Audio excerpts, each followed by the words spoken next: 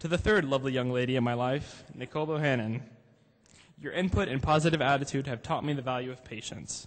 Your countless experiences and seemingly unending insights into all situations have facilitated this past year and taught me more than I could have possibly imagined. Thank you for the memories, your wisdom, and your time. Thank you for your late-night phone calls, our weekly updates, and your comforting demeanor. You have shed light on countless situations for me this year, and I cannot express to you enough my sincere gratification. You deserve a round of applause.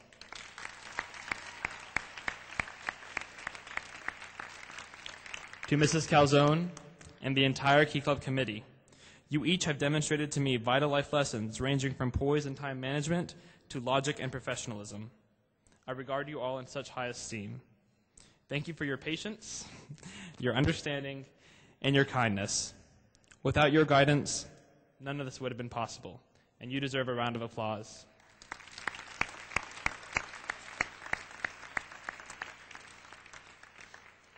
To Governor Mark Taylor, thank you for serving as the voice of reason in my life over the past year. Your Taylorisms have turned out to be the most valuable lessons I have learned this year. Your dedication to Key Club is truly impressive. You spend so much time working with us that I forget you have jobs elsewhere in Kiwanis. I appreciate every moment you have been able to commit. Your wisdom has inspired me to be a leader for my community, for the district board, and for the rest of my life. I have thoroughly enjoyed our governor-to-governor phone conversations, and I am proud to refer to you as one of my greatest role models. It is comforting to know that should I need something in an emergency, for example, a bow tie, you are only a phone call away. Thank you again.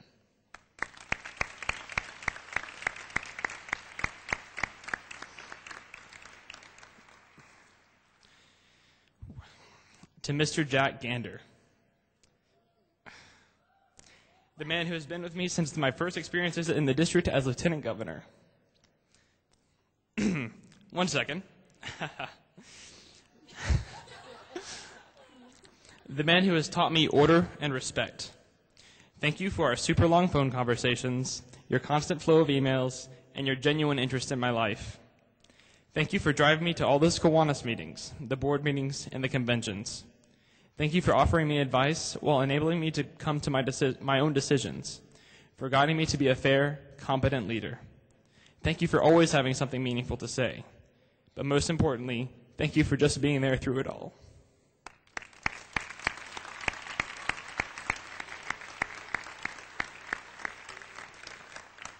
This just keeps on getting harder and harder. I owe a special thank you to two women in the audience, without either of whom I would not be at this podium today. First, to Mrs. Lisa Childs, my homeschool advisor, who I distinctly remember telling me as a freshman, you could be our governor one day. And now, 4 years later, we have realized that auspicious suggestion. You've always had advice, you've always understood, and you've always helped me in any way possible. You've seen me grow over the past 4 years, and I can only hope a little of you has rubbed off on me.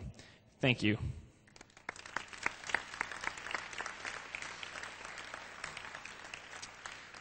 And finally, the lady who has been with me the longest, I think 18 years, one who has never doubted my potential, who has always encouraged me to reach farther, and who has provided the support necessary for me to do so. For the woman whom I respect more than anyone else, for the woman who has offered me numerous times during a very late night, or in most cases, very early morning, to take me to Waffle House to grab some breakfast.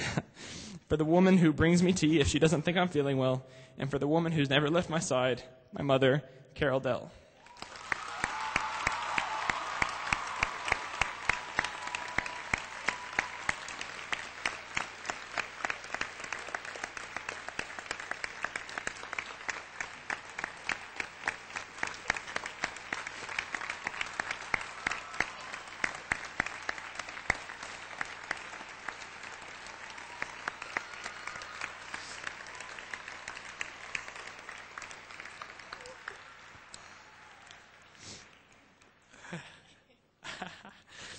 All of these individuals have been vital to the success of this district, of the district board, and of me as an individual.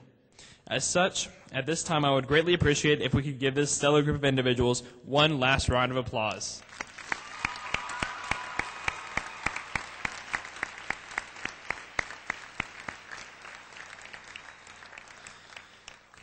Many times I am asked, why did I join Key Club? And unfortunately, I don't really remember. But if I had to give one answer, I would say something like this. Key Club is the largest international student-led service organization in the world.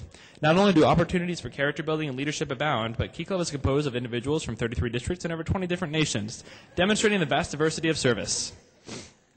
In addition to these opportunities, Key Club has provided me with my most valuable life lessons. Among these may be my experiences with a number of the Taylorisms I mentioned earlier, resulting from my conversations with Governor Taylor, or maybe some tenets of Gwendolism, resulting from my discussions with Mrs. Zaldivar. From my interactions with the board, I have seen the potential of my fellow leaders as they grow and develop, and this is why I joined Key Club. Being a member of such a great service organization with an emphasis on student leadership, I have seen my peers operate in a professional environment and grow together. I have seen each of them take on leadership roles and develop as individuals through a wide range of experiences. Seeing each Key Club member act with poise and professionalism has driven home one point. Key Club is developing the future leaders of tomorrow. Of course, this is one of the main initiatives of Key Club, but I have to admit, I have always been a little skeptical on how effective we have been in